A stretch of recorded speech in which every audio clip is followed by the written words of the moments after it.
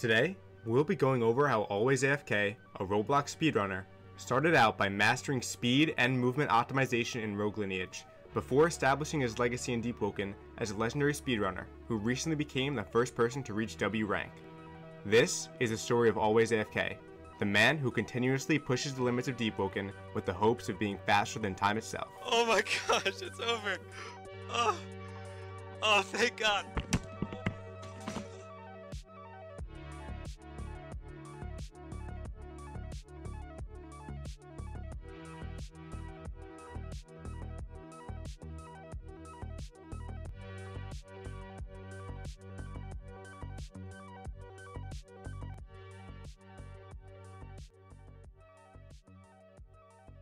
First off, let's cover who Always AFK is. Always AFK is a Roblox speedrunner and YouTuber that, like most Deepwoken content creators, started off as a Rogue Lineage player. His first public YouTube video dates back to exactly 3 years ago today, on July 8th, 2020. He'd start off by creating Rogue Lineage meme and funny moments type videos, but on December 15th, 2020, he made a video showcasing some Rogue Lineage glitches. Now, this might not seem like a big deal, but 3 days later, on December 18th, he uploaded his first Rogue Lineage speedrun, during which he used many of these glitches to improve his overall speed.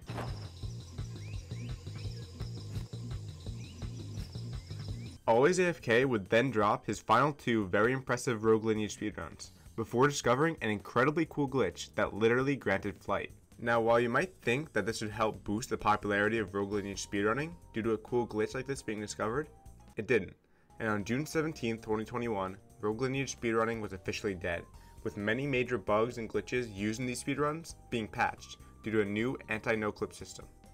Interest in Rogue Lineage speedrunning as a whole was also on a massive downward spiral, as Always AFK explains in his video on the topic. But this wasn't the end for Always AFK. The release of Deepwoken was right around the corner, and with it came a second wind for Always AFK's channel. Similar to his content creation days during Rogue Lineage, he started off by making a meme video with Sharko, Devourer of Gods. It breathes fire at me! Hurry, gotta run! Just get up here! I don't know what to do! Get up here, hurry! I'm covered in purple! Before taking a break from creating videos until May 7th, 2022, where he decided that he was experienced enough to try speedrunning Deepwoken. This is when he uploaded his first speedrun, which is a Power 30 solo speedrun. By the way, Power 30 back then is what Power 10 is today, for those who are new to the game. His strategy was to complete Trial of 1, then get a leader to teleport him to Upper Arisia, where he'd parry golems to quickly increase his strength stat. The video did incredibly well, and is one of the most viewed videos on his channel today. About 3 weeks later, he decides to do a similar speedrun, where he gets to 100 of any stat as quick as possible, which in this case is strength. The strategies used in this run were pretty basic, relying on optimization of base movement instead of any glitches or movement techs.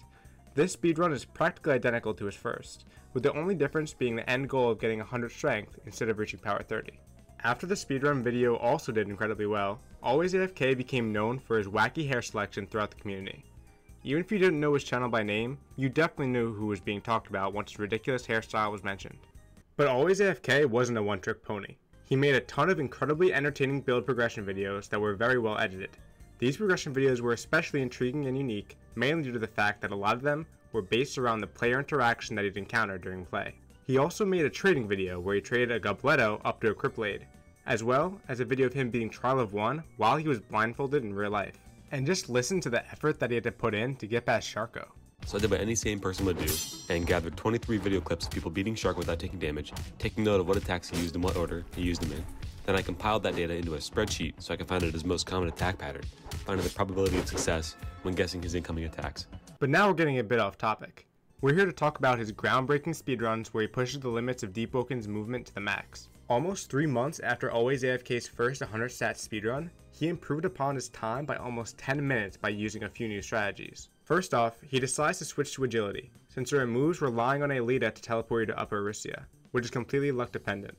He also begins to use boats as a waypoint to respawn at, to cut down on time. The barrel double jump is also used during the speedrun to heavily increase Always AFK's jump height during the beginning of the run.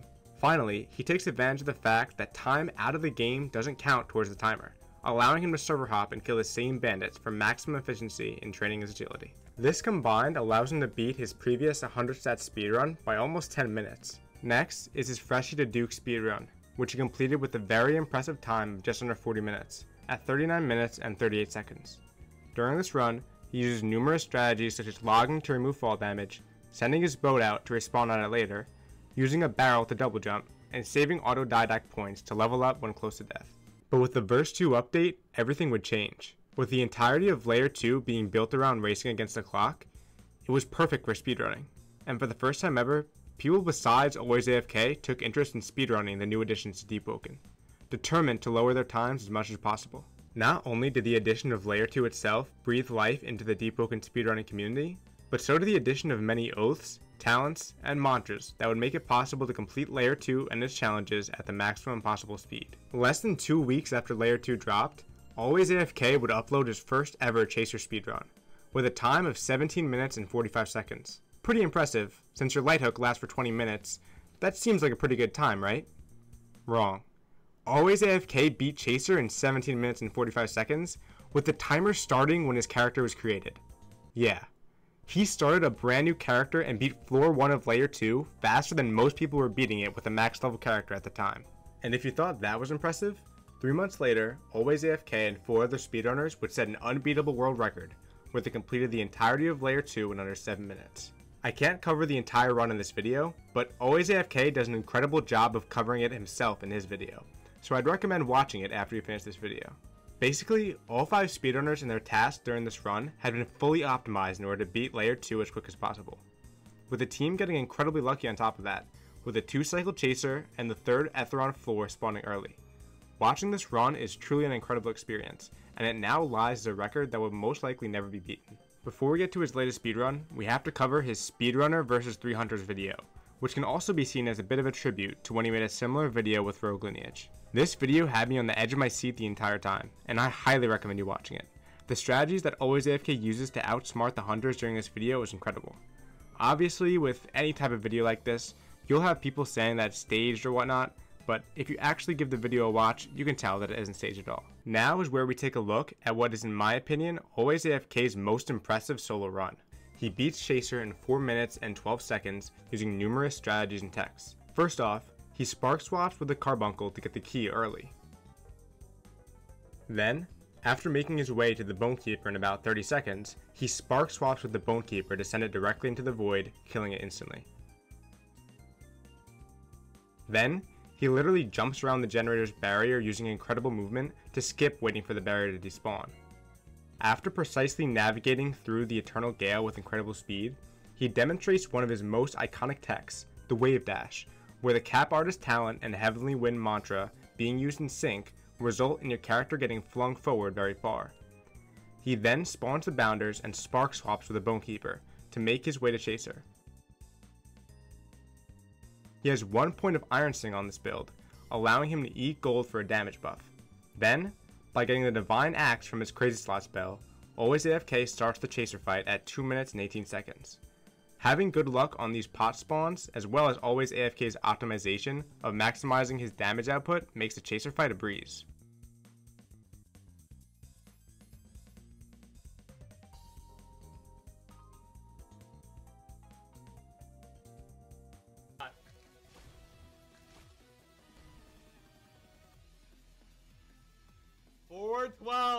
Let's go! But that wasn't going to be the only time that Always AFK got to show off his incredible movement. During the Deepwoken Battle Royale Lightborn tournament, Always AFK luckily got both Heavenly Wind and Cap Artist, both of the ingredients for wave dashing. No way! No way! Oh my god. Oh my god. Yo! Yo. Now we're good. Now we're good. And he actually successfully uses wave dashing to run away from Supa and Valakis. Valakis actually got really salty from this and tried to tell Always AFK that he wasn't allowed to wave dash. Valakis is trying to talk to me, I don't know what he's saying. While the tournament as a whole didn't go too well for Always AFK, and he ended up wave dashing into the storm, the use of a movement tech like this at a tournament was incredible to watch. No! On the final round of the tournament, there was this funny moment where Infernasu thought that Supa and Valakis won, only to turn around and see that Always AFK was still alive, and that the tournament wasn't over yet. And the tournament is over. GG. Wait, 2 teams? What? What the? yet. What the? What the hell? Goofiest, bro. I thought it was over, and I turn around, I see, what the hell? This guy is still alive with this big hair. Always AFK did have a bit of a chance for a Trunks level clutch, but sadly, he wasn't able to pull it off. Wait, what if Infected knocks this guy? Oh my god, he might take the health pack! Oh, wait, he might get a health pack and then beat Valicus, because Valicus might try to storm damage. But he's tearing up. Oh, there's no way.